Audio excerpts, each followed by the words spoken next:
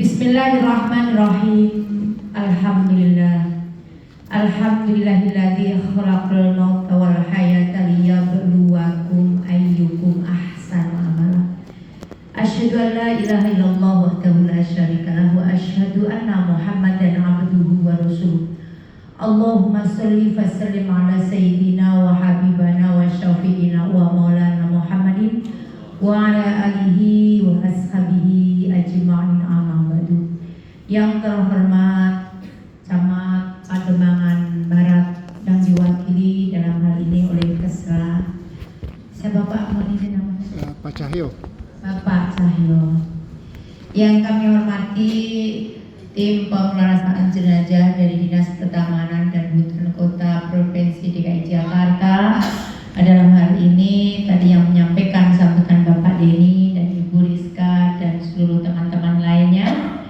Yang kami hormati narasumber kita yang baru saja menyampaikan materi sesi pertama, Al-Mukarram Bapak Haji Romlan dari Kanwil Kementerian Agama.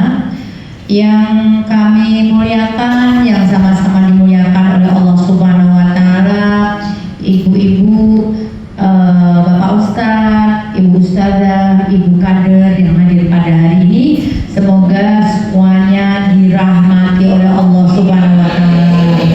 Dan ibu-ibu yang diundang ke haflah yang penuh barokah ini adalah pilihan Allah Subhanahu wa Ta'ala.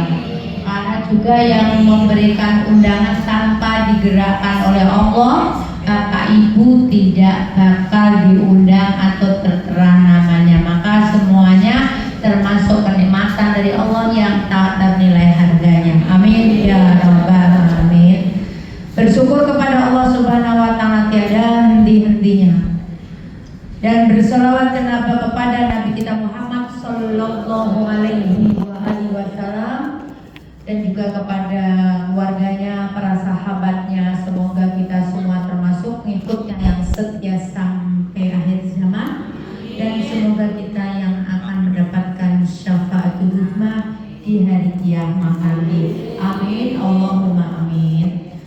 Ibu-ibu yang dimuliakan oleh Allah Subhanahu wa Ta'ala, baru saja tadi menerima materi pelajaran atau materi acara pelatihan pemulasaraan jenazah yang namanya mau menjadi pelaksana atau petugas harus dilatih dulu. Karena memandikan jenazah bisa itu disebut gampang juga susah. Gampangnya yang diurusin orang yang meninggal tidak akan mereka protes. Mau disabunin nggak rata langsung siram nggak protes. Mau diiringin nggak protes. Mau digugurin nggak protes. Itu selangnya digedein nggak protes, cuma kurang adabnya. Betul? Mau dipegang yang kencang kasar nggak protes, cuma tidak beradab. Maka menjadi pelaksanaan pemulasaraan jenazah atau petugas mengurus memuliakan jenazah harus ada pelatihannya, ya Bu. Jadi ibu-ibu ini dari rumah udah niat mendapat undangan mau latihan memandikan jenazah. Teorinya sudah ada di modul yang ibu bawa semua, yang dibagikan kepada ibu. Bersyukur nih ya Bu, modul ini kalau nggak digunting, nggak disobek, awet banget itu modulnya ya. Awet, bener-bener ini awet, penting banget, bisa sampai keturunan kita. Dan tadi udah dikasih awal atau udah diawali dengan narasumber pertama. Nah ini nanti baca-bacanya di rumah, nggak usah baca-baca di sini.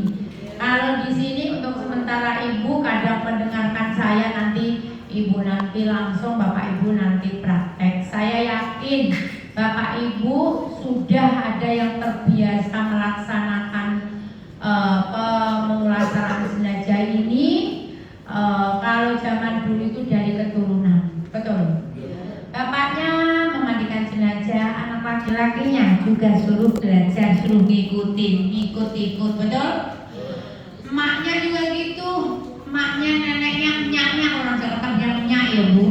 Enyaknya memandikan jenazah, anak gadisnya juga nanti ada yang menguruminya. Ini bagus karena memandikan jenazah itu suatu pekerjaan yang mulia tapi langka. Kadang-kadang orang yang memandikan jenazah itu dianggap hina, dianggap jijik. Sekali lagi dimuliakan oleh Allah Subhanahu wa Ta'ala. Karena pun ketika ada yang mau meninggal, malaikat Ijroil mendatangi orang yang mau meninggal, tetapi malaikat rahmat mendatangi, menghampiri orang-orang yang tugasnya merawat, memuliakan jenazah, mereka diberikan kesehatan. Udah didoain oleh malaikat. Amin, Allahumma amin. Bu, ngantuk ya? Saya bersemangat loh padahal. Jangan ngantuk. Kan kalau suka ngantuk saya tinggalin loh. Ya Bu, pokoknya harus semangat ya. Nah, di sini saya sampaikan kenapa Bu? Karena memandikan jenazah saya sebut langka. Satu kampung, satu RW kadang hanya satu orang. Betul? Yang diajak takut, takut, yang ditakutin apa? Kalau namanya jenazahnya itu masih apa tuh, manusianya itu masih bernyawa, kalau kita mandiin asal kita mandi pasti dimarah. Nah ini kan sudah meninggal, ngapa takut? Rohnya udah kembali kepada Sang Kholek, Sang Pencipta. Walaupun sebelum dimasukkan ke liang lahat, rohnya masih ada di lingkungan kita. Ya Bu, masih ada. Ketika yang tadi Bapak bilang yang doain tahu, yang nangis tahu, betul? Yang bercanda-canda tahu. Yang pasti akan saya sampaikan tentang adab ketika ada yang meninggal, segera kita takziah. Takziah itu kewajiban kita, bukan harus yang kenal sama yang meninggal. Bahkan saya diajarkan kepada ulama, kalau melihat bendera kuning, melihat bendera merah, tolong hentikan. Kalau yang lewat jenazah, kamu lagi naik motor, pelankan, ambil kiri. Kalau perlu hentikan, suruh menghormat dulu. Suruh menghormat dulu. Kalau kita bisa untuk belok, tahu rumahnya nggak jauh, nggak buru-buru, suruh takziah dulu. Ya, suruh takziah dulu, bayangkan dulu. Tapi sekarang kalau nggak kenal, nggak takziah. Betul Bu?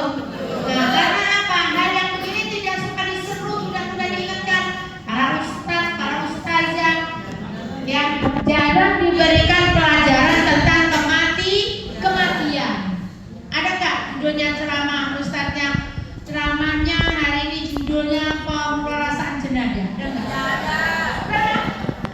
Ada nggak? Besok materinya sesi pertama nih, malam minggu besok materinya tentang memandikan jenazah. Minggu besok tentang mengafani. Ada nggak? Makanya ini program ini ibu-ibu udah diundang, didukung ya. Terima kasih didukung dari kecamatan juga. Nah ini bersyukur dari dinas mensosialisasikan dengan diambil hikmahnya. Kemarin aja sebelum COVID sudah mengadakan pemrolasaan jenazah. COVID juga masih kurang pelaksanaannya jenazah. Saya mengawali dari motivasi. Tadi saya lihat kayaknya Ibu Rajo kedinginan gitu. Saya juga kedinginan, langsung buka bajunya, rangkapnya kayak ibu. Baik ibu-ibu, kewajiban seorang muslim ada namanya fardu kifayah. Ada fardu ain, kewajiban masing-masing pribadi. Kewajiban masing-masing pribadi seorang muslim kalau udah syahadat, sholat, puasa, zakat, haji kalau mau. Tapi hari ini saya sama ibu-ibu, saya akan mensosialisasikan yaitu tentang kewajiban yang kedua, fardu kifayah. Sama-sama fardu, sama-sama wajib. Wajib ain untuk diri sendiri, seorang diri. Kalau fardu kifayah, apabila sudah ada yang melaksanakan salah satu, maka sudah gugur.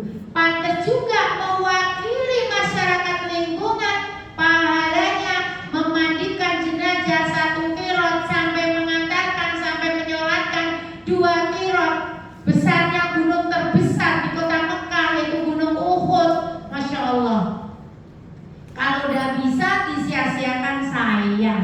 Mudah-mudahan sekali lagi Bapak Ibu nanti punya semangat untuk melaksanakannya.